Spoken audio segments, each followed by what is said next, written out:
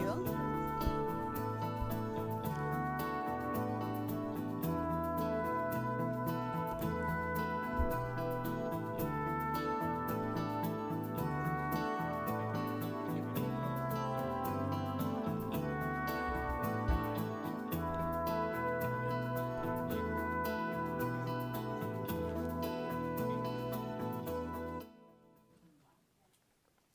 Good afternoon, everybody.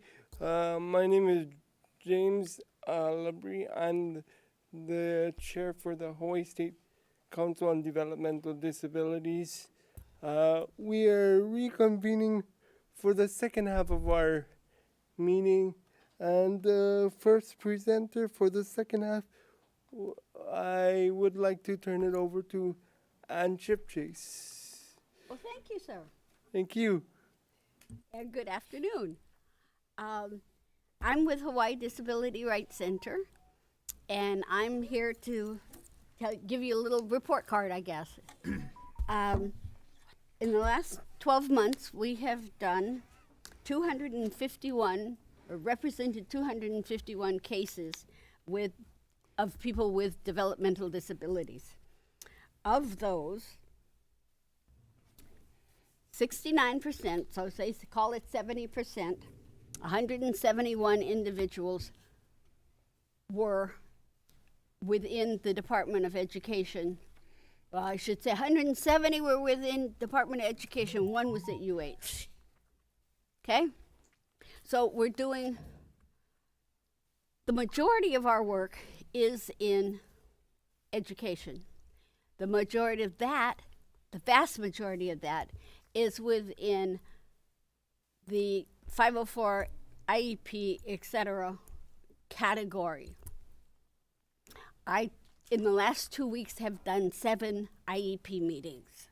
Now, that's highly unusual because this is the end of the school year and everybody's trying to get everything pushed together so that everybody can go on holiday, which makes all kinds of sense, okay? I'm not complaining about that. We have, some of these cases are, so simple, you can do them with your eyes closed overnight. The fact is, many of them, some of them, are really, really complex. I have myself, my own cases, currently have, this is within school, I have one child who is no longer a child.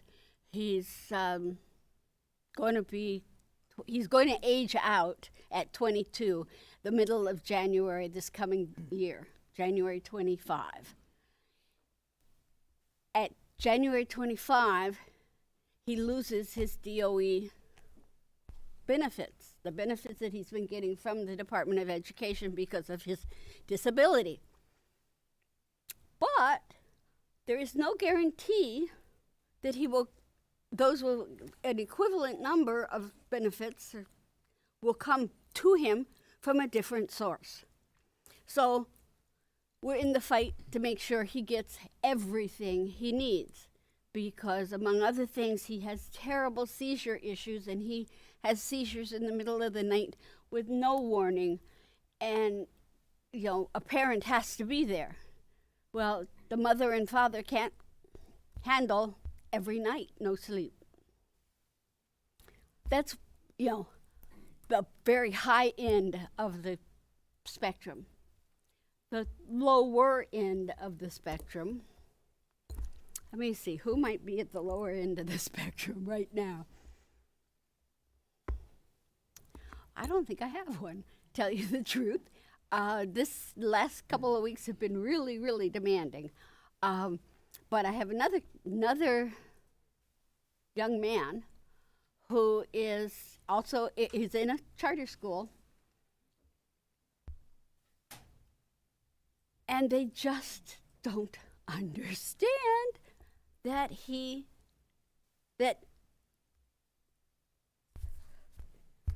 education for developmentally disabled children should, on the one hand, assist them in as best can in understanding and overcoming their disabilities, but should also, maybe primarily, be concerned with the educational part of education. This particular child is getting no actual scholastic education. Zip. I was in a classroom, high school classroom, 2 weeks ago, 3 weeks ago. Nobody. I mean, this is high school. We have people, I have 2 clients in there, and one of them's about to age out. Here's $1, here's $0.25, and here's 2 dimes and a nickel. What does it add up to? I'm sorry. It doesn't count as mathematics at this point in time. Particularly when I know both of my clients are way better, know much more than that.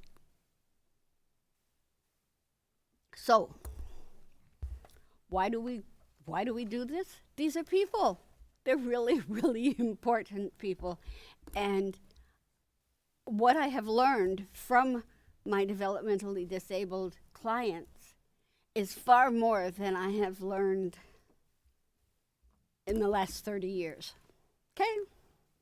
I think that really says a great deal. These are human beings who are real, and they are human, and they feel, and they have a great deal to give to us and to our community.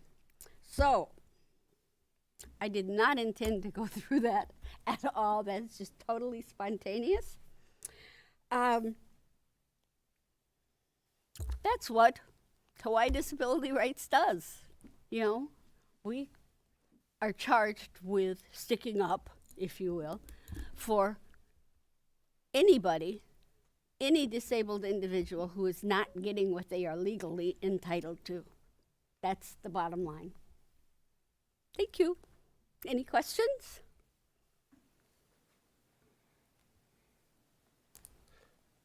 Thank you, Anne. Thank you, James. Any questions for Anne via Zoom or in person before we move on? Oh, Sorry, just a quick question. And so with 70% of the 251 cases involving with 70% of the individuals, of cases involving individuals with IDD, so the other 30%, are they generally related to this section about DDD eligibility, or what kinds of other things are in the 30%? The 252 that are listed here or specified here are developmentally disabled. That's not all our clients. I mean, we have many more clients than that. So the areas, 70% of them are in school. The rest, programs and services, yes. I mean, the rest are all developmental disabilities, yeah, and different areas of rightful rights being denied, yeah.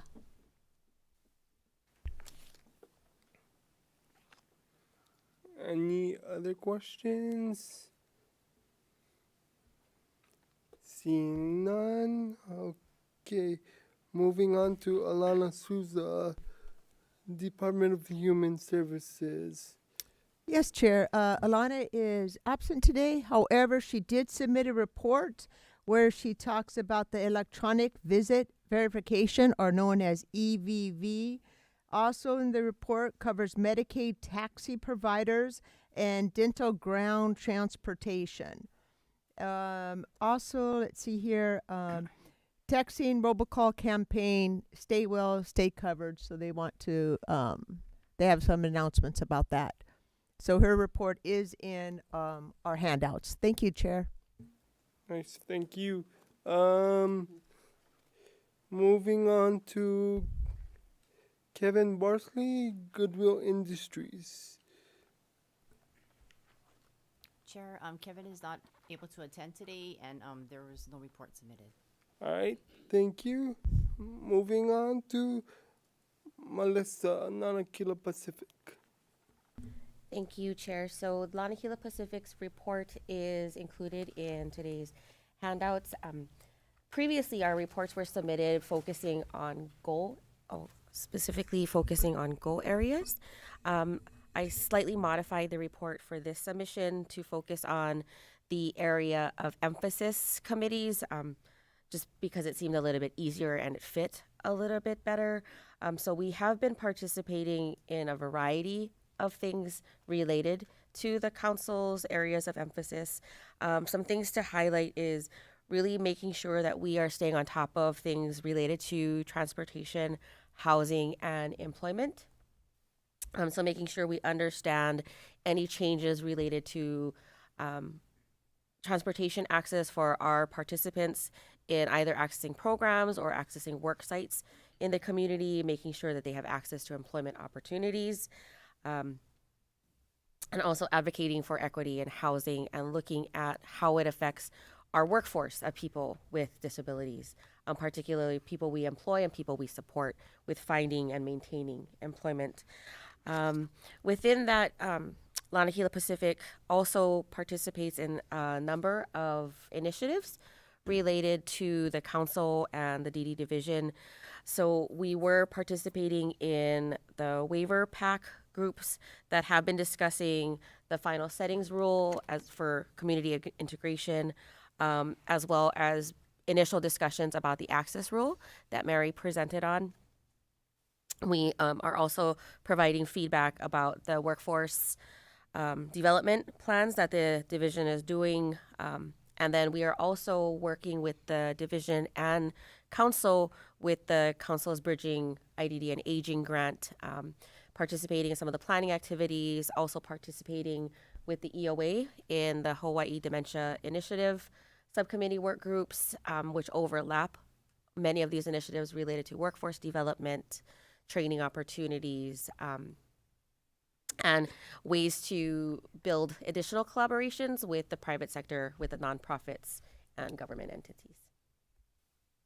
Melissa, are you also working on like internships or anything like that? Yes. So with the Bridging and IDD grant from the DD Council, we have been given the opportunity to have 2 high school students who are graduating this summer to provide paid internships. So it links up with some of the workforce development initiatives, trying to support people or younger people who are starting off on their secondary education journeys, career development, to find interest in the direct support professional career pathways, or even just interest in IDD issues in general. So one of our practicum students is internship students is very new to the field, so we're happy to introduce her to it. Our other internship student already has some interest in psychology and is looking at potentially using this internship to expand his knowledge of disabilities and maybe specializing in some of that type of course study in his college career. So thank you, Amelia, for giving us that opportunity. Does anyone have any questions for Melissa via Zoom or in person? Seeing none, okay, moving on to Shay for community support and transition.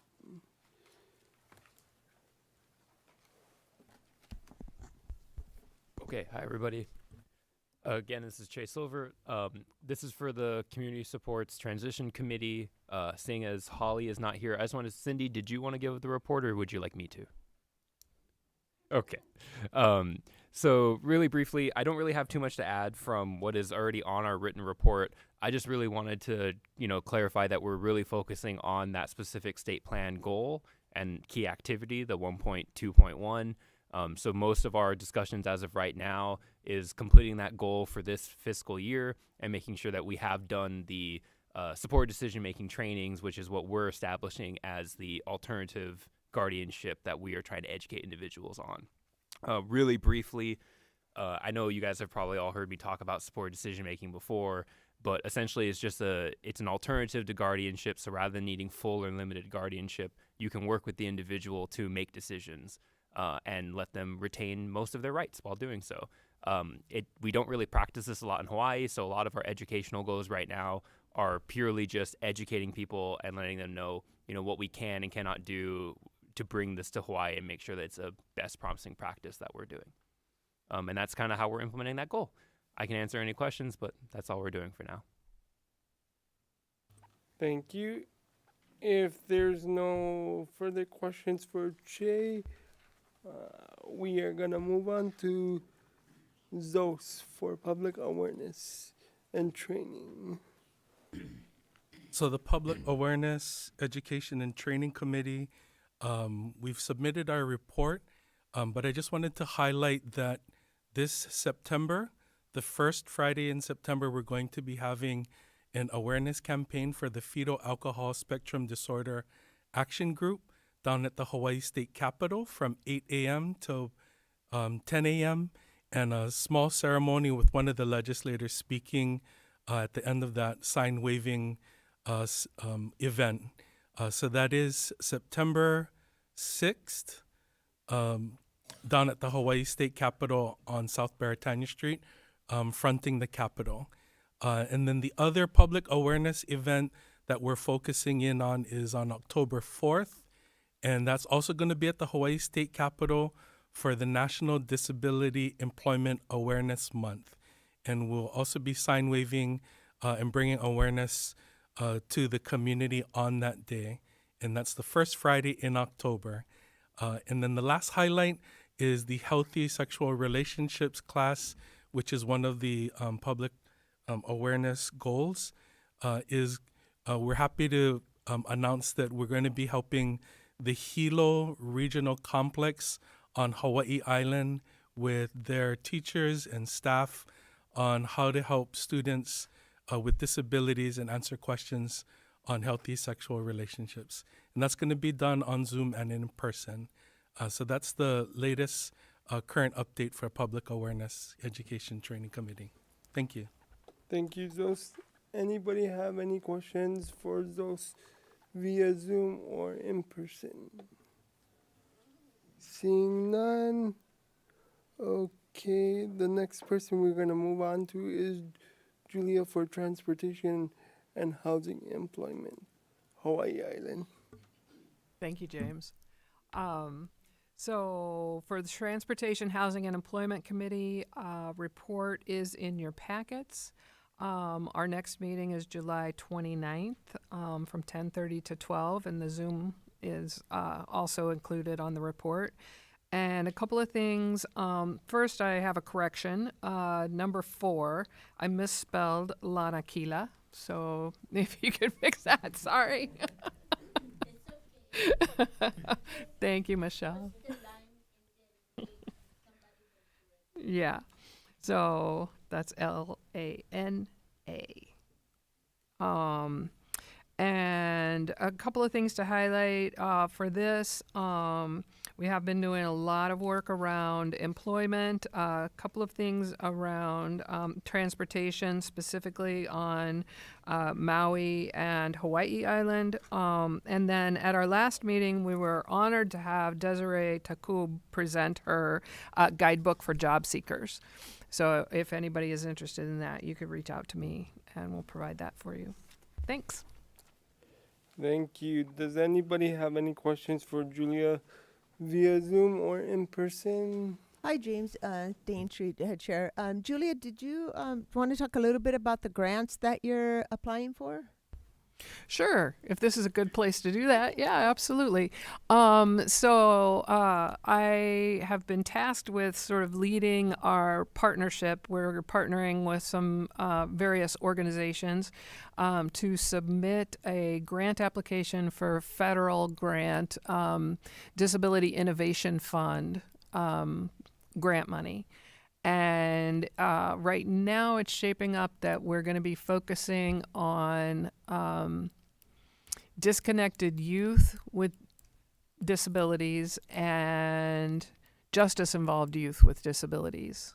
So if anybody has ideas on that, we're still we're coming to the end of the idea gathering phase and moving on to starting to put it together. We're going to have to put together a budget and everything.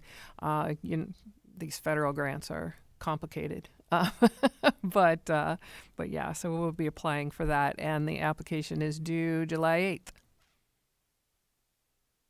Thank you, Julia. And I apologize. I also, Jay, I just wanted to call out Jay Silbert. He submitted a grant also to Congressman Schatz's office for earmark for some data collection.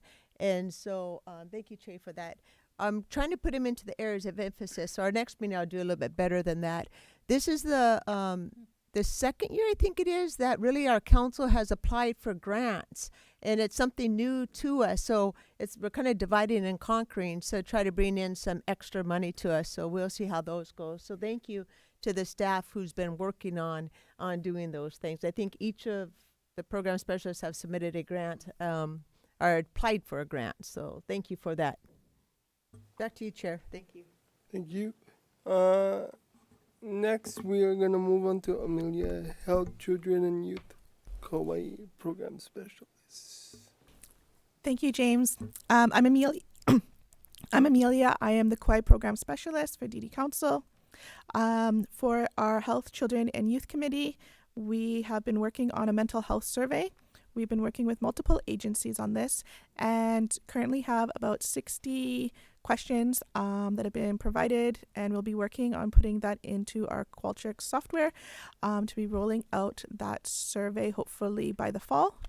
In addition to that, with our Bridging Aging and IDD grant, we've been working on a dementia health booklet for caregivers, kind of a comprehensive booklet about resources, and along with like a guide on being a healthcare advocate and things like that. So we had self-advocates submit artwork for the cover, and we will continue to be working on that and hopefully have that out and available in the fall as well.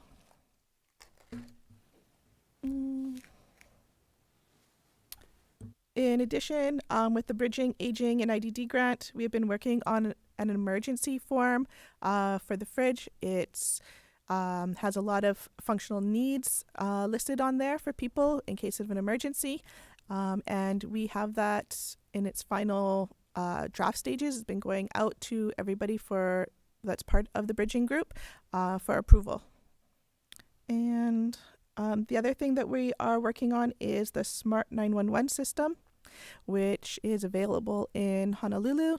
You can go on to the Smart 911 website and sign up, and it gives first responders information about people in your home. You can kind of put in as much or as little information as you want, but if there's ever a 911 call associated with that address or number, they will know if there's people there that may need additional assistance and how to best support them. And that's all. Thank you, Amelia. Does anyone have any questions for Amelia via Zoom or in person? Yes, it's me again, Chair Daintree.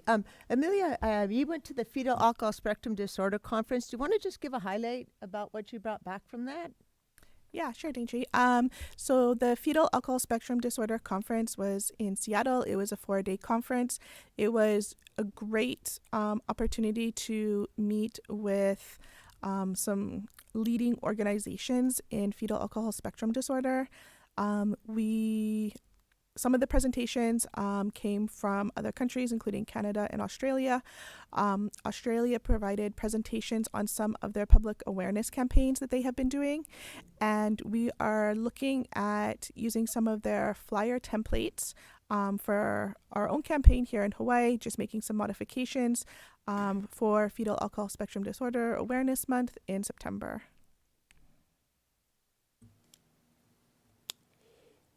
Thank you. Does anybody else have any other questions for Amelia?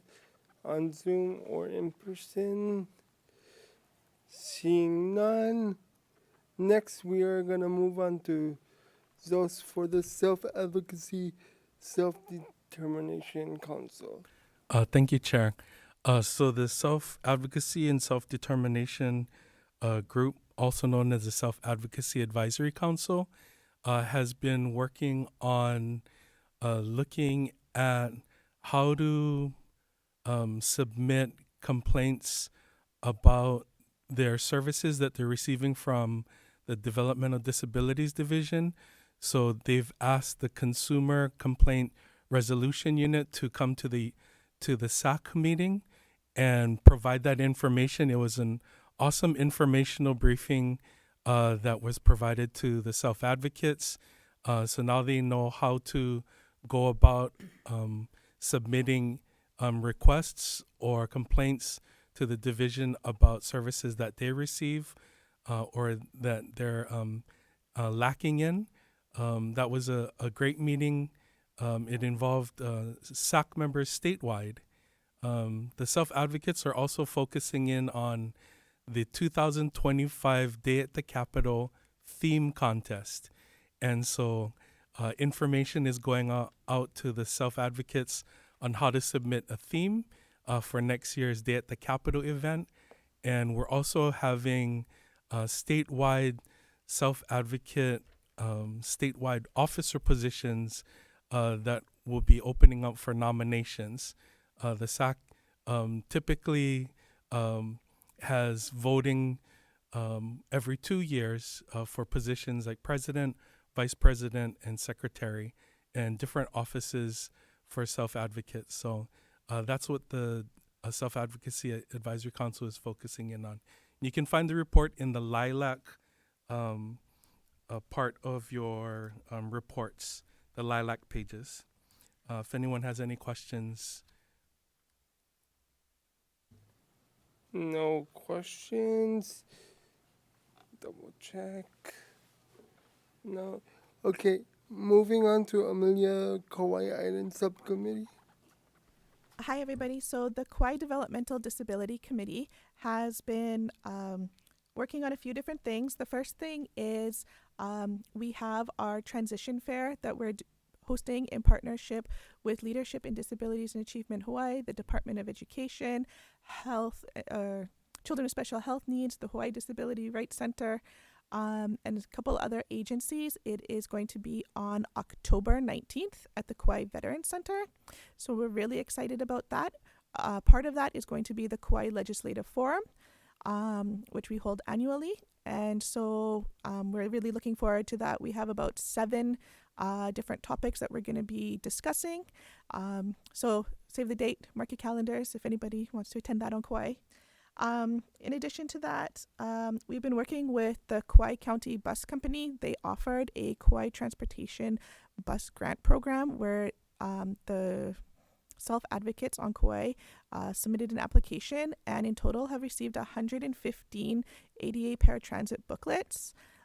Each booklet contains 10 bus ride tickets, and they receive 12 monthly bus passes for free with this program. So it's saving the self-advocates on Kauai quite a significant amount of money since riding the paratransit bus is $4 round trip. Also, let me see. Actually, I think that's all I have. Does anyone have any questions for Amelia via Zoom or in person?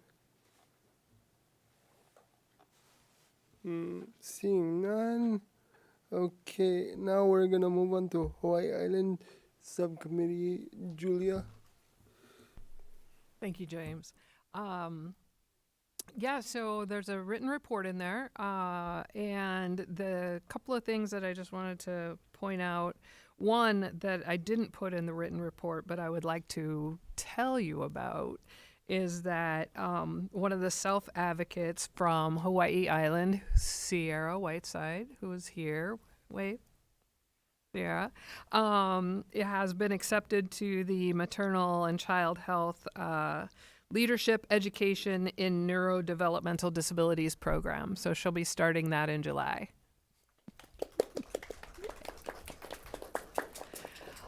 Other than that, I think everything is in the written report. Alright. Does anyone have any questions for Julia? Alright. Hearing none. Moving on back to Julia again for Maui Subcommittee. Thank you again, James. Yeah, you're welcome. Yeah, so again, there's a written report in there. And for the Maui subcommittee, there have been a couple of issues that we've been working on. One has to do with the EVV visit thing that was mentioned with the Medicaid waiver and that percentage. I've talked to some different providers that are having a little bit of trouble with that for 15%. So we're kind of working on that. And then also transportation on Maui can be unpredictable with the mass transit system with MEO. We're also looking for contacts for, because right now, most of the time it's been Arc of Maui attending, and we would like to get some other people to the table to attend our DD Council meetings. And I've got a list down there, so we'll get contacts for those and make sure that they're at the table. Thank you. Thank you. Does anyone have any questions for Julia regarding Maui Subcommittee via Zoom or in person? Hearing none. Okay, next we are going to move on to Daintree to speak on State Council Developmental Disabilities Mission, Vision and Mission Statement. Thank you, Chair. So going back to our bylaws, it's at the back of your booklet, or it's in your white booklet, whichever one you're using, you're going to see on page 3, we have a mission and a vision statement as well as our implementation. Every year we have to review this to see if we want to continue it. Being that we have so many new council members, Chair, I'd like permission to wait till July to bring this up, to have in July go over it, to see if our new council members would like to make any modifications or changes. Is that okay with you? It's fine by me. Does anybody object? I just think we have 12, with 2 reappointed and 10 new members, and I think this would be a good opportunity in July to go over the mission and vision statement. So from here to then, guys, just review it and see. The last time we made changes to it, I believe it was 2016 or 17, we did do an update. So it's just something we want to make sure that we're staying current with the flow and what's best and promising practices. So if that's okay, we could take a look and bring that to our July meeting. Sure. Thank you, Fine Chair. by me. Okay, next we're gonna move on to, does anyone have any, where is Faith? Faith? That's okay. So, Chair, the Faith, before she left, she did say that there is no public testimony. So we're on, you're looking at number 8, yeah? Are we on number 8 on the agenda? The announcements and public testimony, if any? Yeah, there. Faith did say that there was no public testimony that came in. And at this time, the announcement part would be any council member, if they have an announcement they would like to make, like anything they're working on. There's a Best Buddies or Special Olympics, or anything that any council member would like to make an announcement of what they're working on, they're more than welcome to do so at this time, Chair. Does any council member have any announcement that they would like to make at this time? Hearing none. Hearing none. Moving on. where are we?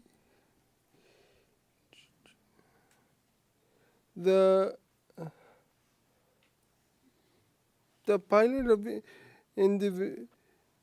individuals entry. Yes, I believe we were on item number 9, new business. Letter A, the plight of individuals with IDD who are incarcerated. Yes. It's something that we're going to be looking at next year. I mean, this July, the new fiscal year.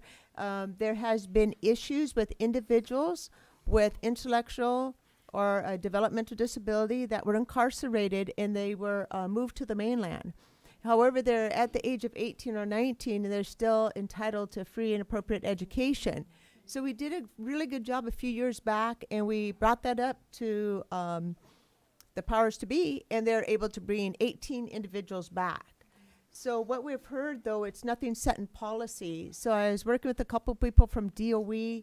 Alicia, I can't remember their names, but I'll get back to you on that. But we want to just make sure that we're supportive in that area to assure that individuals are getting, the free and appropriate education.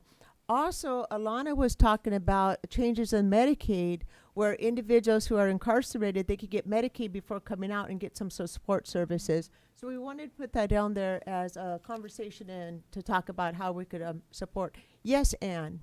We also have a couple of individuals that we're working with whose sentences have been extended because they happen to be Or your mic. deaf and mute. Oops, sorry, thank you. They happen to be deaf mute. And they were not given the proper instruction through the proper medium to understand the rules. And they broke rules because they didn't know what the rules were. And one gentleman served 2 full years beyond the length of his service, of his sentence, because of this issue. So, that's, we're in. Yeah, I Count us appreciate in. that. Yeah, so that's definitely a conversation we're going to have come up with the new fiscal year. Thank you, Chair. Thank you. The next thing we are gonna move on to is council meeting dates. The next meeting is July 29th, 2024, but I would like to ask everyone what time would work for everyone, either 9 a.m. to 11 a.m. in the morning or 1 to 3 p.m. in the afternoon. So does anybody have a preference about, and I'm sorry, I lost my chat, so Zoom people, please just unmute and speak up if you have a choice, a preference for our July meeting, if you would like it, which by our bylaws call the last Monday of every month, so it'll be then. If it's okay to have it 9 to 11, or do you prefer 1 to 3, James? Was that it? The Transportation, Housing, and Employment Committee meets at 10:30 until 12. So a 9 to 11 would conflict with the committee meeting. So it would, Maybe 1 to 3 this time, and then we'll talk about it in July. or whether or not the committee is going to, I don't know what the committee chair. Jessica's choice. Committee chair here. Julia. But unless that meeting is scheduled, it interferes with the area emphasis. That's a good point. Thank you, Melissa. Poor Julia, she just stepped out and we're all looking at her, or turning around looking for Julia, and she's not there, poor thing. So Chair, maybe I could suggest we just leave it and we could always send emails out if there's a difference. Sounds Yes. Julia? good by me. I just remembered she's actually going to be away for that meeting and asked me to host it. So I think if we did 1 to 3, it would be best and to keep it at that time if possible. Sounds good by me. And then Chair, you skipped letter B. Oh, I'm so sorry. That's okay. Thank you. Does anybody have any agenda items that they would like to keep for next meeting or remove? Any additions to agenda items? Chair Daintree again. I'm looking at Kaiser, and it reminded me we do a project search program, and Kaiser's one of the host things. So maybe we'll put that on the agenda to talk about the project search. That it's a program that teaches individuals in high school on job skills, and so it's a really great program. And we're hooked up with the Department of Vocational Rehab, DVR, with that. We hold the license. And that's basically, we hold the license because the state, there's a clause in there that if they're going to get sued, we have to fly to Idaho for the proceedings. And no other state agency but us said, okay, we'll fly to Idaho. But we don't think we're going to get sued. So maybe we shouldn't say that so loud. So, okay, but anyway, so we feel pretty confident that we're doing what we need to do. So. But that's something I would like to put on Project Search to talk at our July meeting. All right. Thank you. With that being said, the next meeting is going to be July 29, 1 to 3 p.m. here at Olelo Community Media, also via Zoom for those who are not able to attend in person. I officially adjourn this meeting. Let me check the time. It is now 1:02 p.m. Thank you for joining us, everyone.